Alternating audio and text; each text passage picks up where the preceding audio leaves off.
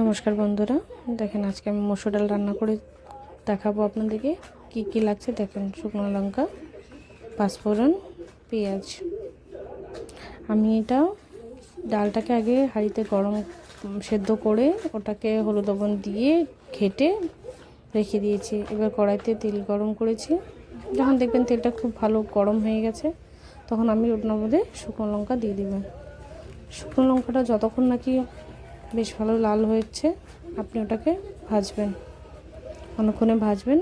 ভাজার পর যখন দেখবেন যে শুকনো লঙ্কাটা লাল হয়ে এসছে বা একটু কালচে ভাব আসছে তখন আপনি ওই সময় ওটাতে পাঁচফোড়ন দিয়ে দেবেন। আমি এটাতে তেজপাতা দিতে ভুলে গেছি, আপনারা অবশ্য দুটো তেজপাতা দেবেন।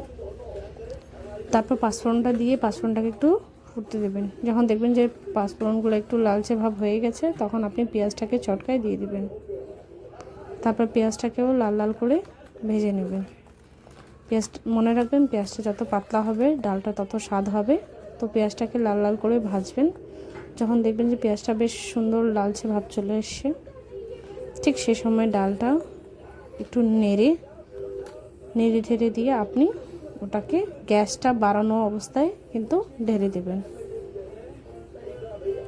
ঢেলে দেওয়ার পর ডালটাকে একটু ফুটতে দেবেন।